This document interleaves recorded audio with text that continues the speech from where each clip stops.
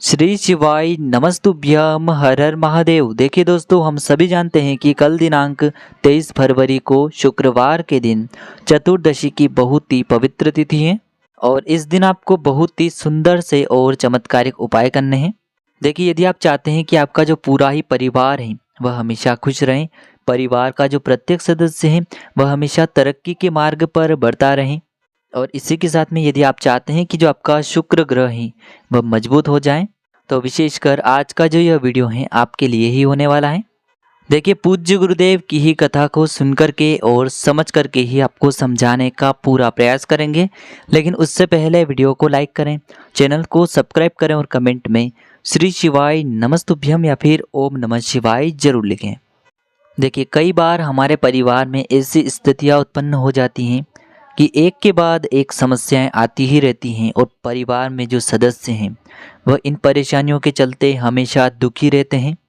तो यदि आप भी चाहते हैं कि आपका पूरा परिवार हमेशा खुश रहे और परिवार के प्रत्येक सदस्य को अपने हर कार्य में तरक्की प्राप्त हो, तो आपको गुरुजी के द्वारा बताया गया बिल्कुल नया और चमत्कारिक उपाय करना है। तो देखिए, इस उपाय को करने के लिए सबसे पहले तो आपको इत्र लेना होगा। आपको परफ्यूम नहीं लेना है। पूजन सामग्री की दुकान पर जो इत्र मिलता है 5 से 10 रुपए के अंदर, वह इत्र आपको लेना है। अब देखिए, इसी के साथ में आपको एक प्यारी सी बेलपत्र लेनी है। देखिए, बेलपत्र जो है वह कहीं से भी खंडित नहीं होनी चाहिए, इस बात का आपको ध्यान रखना है। अब देखिए, इसी के साथ में आपको एक तांबे के पात्र के अंदर शुद्ध जल लेना है और देखिए, यह जो जल है आपको अपने घर के मटके से ही लेना होगा। देखिए, गुरुजी ने बताया है कि यह उपाय आपको अपने ही घर पर करना है, लेकिन यदि आपके घर पर बेलपत्र का पौधा है तो वहाँ पर आपको यह उपाय करना है। यदि घर पर बेलपत्र का पौधा नहीं है, घर पर आपके जिस भी प्रकार का पौधा है, गमले में जो भी पौधा लगा हुआ है उसमें आपको यह उपाय करना है। या फिर आपके घर में किसी भी प्रकार का वृक्ष है तो वहाँ पर भी आप इस उपाय को कर सकते हैं। केवल ध्यान रखना है, आपको यह उपाय अपने घर पर ही, अपने घर के पौधे में ही करना है। तो विशेष इस बात का ध्यान रखना है, यह उपाय आपको अपने घर पर ही करना है। बस आपको ध्यान रखना है, यह जो उपाय है आपको तुलसी जी के वहाँ पर नहीं करना है और आप किसी भी पौधे में यह उपाय कर सकते हैं अपने घर में, केवल तुलसी जी के पौधे में आपको यह उपाय नहीं करना है। देखिए, सबसे पहले तो आपके पास जो सादा जल है, यानी कि आपने जो 1 लोटा शुद्ध जल लिया है, उससे आपको जो भी आपके घर में पौधा है, चाहे बेलपत्र का वृक्ष है, पौधा है, जो भी पौधा है उसमें आपको यह जल समर्पित करना है। तो आपको ये जो 1 लोटा जल है इससे पूरा ही आपको आपके घर में जो भी गमला है, पौधा है, उसमें समर्पित कर देना है। अब देखिए, वापस से आपको इस लोटे को जल से भरना है और इस पात्र के अंदर आपको जो आपके पास इत्र है, इस इत्र की आपको 2, 4 या फिर 5 बूंदे उस पात्र के अंदर डालनी है। देखिए, ये जो इत्र वाला जल है आपके घर में, आपके परिवार में खुशियाँ लेकर के आने वाला है, क्योंकि इत्र की जो खुशबू है वह आपके जीवन में आने वाली है। बस आपकी जो भी विशेष मनोकामना है उससे आपको बोल देना है और ये जो इत्र वाला जल है इसे भी आपको उसी पौधे के अंदर समर्पित करना है। अब देखिए, तीसरी बार में आपको वापस से उसी पात्र के अंदर जल भरना है और अंत में जो आपके पास एक बेलपत्र है उसे आपको उसी पात्र के अंदर डालना है और यह जो बेलपत्र से युक्त जल है इससे आपको उसी पौधे में समर्पित कर देना है। या फिर यदि आपके घर में बेलपत्र का पौधा है तो उसमें आपको समर्पित करना है। तो देखिए, इस प्रकार से आपको 3 बार में यह जल अर्पित करना है।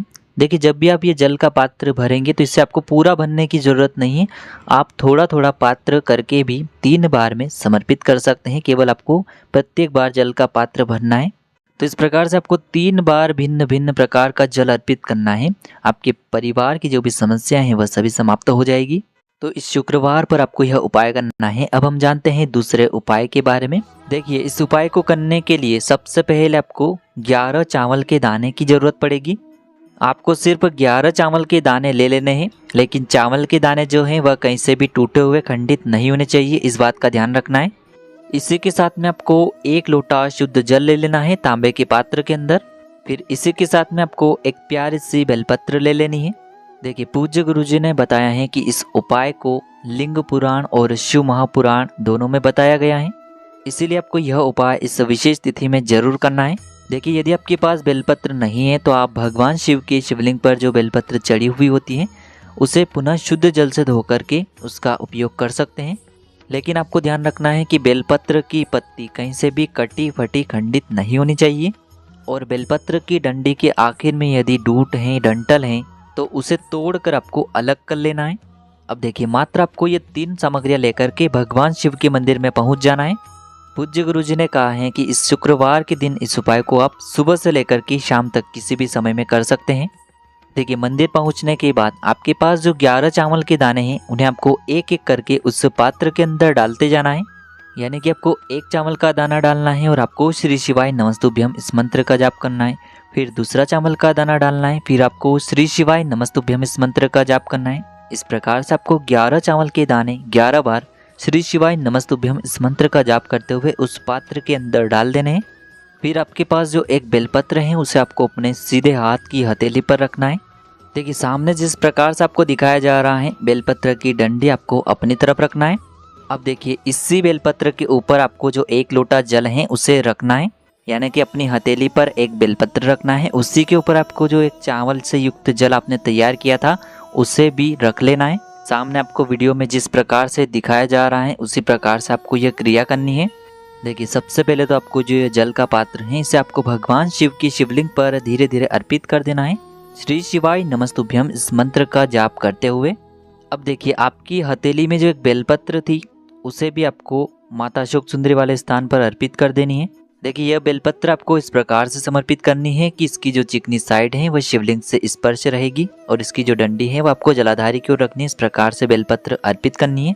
बेलपत्र को समर्पित करते हुए आपको माता अशोक सुंदरी से प्रार्थना करनी है कि जीवन में जो धन की समस्या चल रही है उसे दूर करने की कृपा करें। इस प्रकार से प्रार्थना करते हुए फिर आपको शिवलिंग के सामने बैठ जाना है और फिर आपको शुक्रेश्वर महादेव से प्रार्थना करनी है। आपको ध्यान रखना है कि जब आप 1 लोटा जल अर्पित करेंगे तब भी आपको शुक्रेश्वर महादेव का मन में स्मरण करना है। गुरुजी ने कहा है कि इस शुक्रवार के दिन यदि यह उपाय हम करते हैं तो हमारे जीवन में धन धान्य की प्राप्ति होती है तथा हमारे जीवन से सदैव ही दरिद्रता का अंत हो जाता है। चलिए दोस्तों, अब हम जान लेते हैं तीसरे उपाय के बारे में। देखिए, यह उपाय भी उन लोगों को करना है जिनके जीवन में धन प्राप्ति को लेकर कोई भी समस्या चल रही हो। उनका जो व्यापार है वह अच्छे से नहीं चल पा रहा है, नौकरी में सही से धन की प्राप्ति नहीं हो पा रही है, तो धन से संबंधित यदि कोई भी समस्या चल रही है तो उन्हें यह उपाय अवश्य करना है। देखिए, इस उपाय के लिए आपको 1 लोटा शुद्ध जल ले लेना है। लोटा आपको तांबे का लेना है और यह जो जल है आपको अपने किचन से लेना है। फिर इसके साथ में आपको एक कमल गट्टा लेना है। देखिए, कमल गट्टे का बहुत अधिक विशेष महत्व होता है और शुक्रवार के दिन यदि हम कमल गट्टा शिवलिंग पर अर्पित करते हैं तो महादेव तो हमसे प्रसन्न होते ही हैं और साथ ही साथ हमें माता लक्ष्मी की भी कृपा प्राप्त होती है।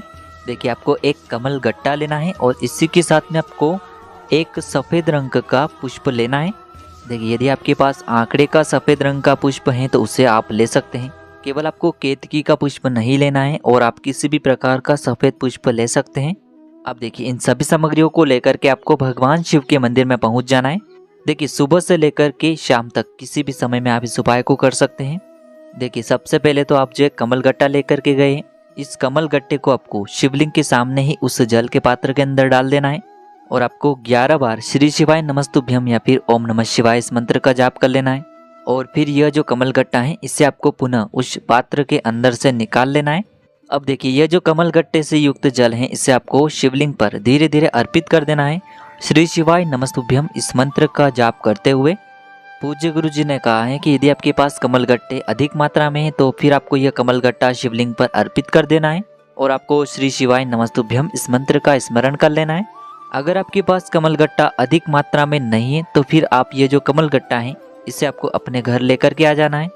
फिर सबसे अंत में जो आप एक सफ़ेद रंग का पुष्प लेकर के गए हैं उसे भी आपको अंत में शिवलिंग पर समर्पित कर देना है और आपको कम से कम 11 बार श्री शिवाय नमस्तुभ्यम इस मंत्र का जाप करना है।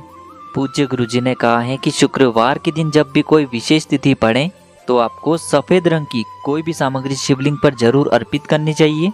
चाहे सफ़ेद रंग के पुष्प समर्पित करें, चाहे सफ़ेद रंग के जो चावल हैं वह समर्पित करें, या फिर सफ़ेद रंग की मिठाई है तो उसे आपको समर्पित करना है, या फिर कोई भी सफ़ेद रंग की सामग्री जब भी हम शिवलिंग पर अर्पित करते हैं तो महादेव हमसे बहुत ही अधिक प्रसन्न होते हैं और हमारे जीवन में सुख समृद्धि तथा वैभव की प्राप्ति करवाते हैं।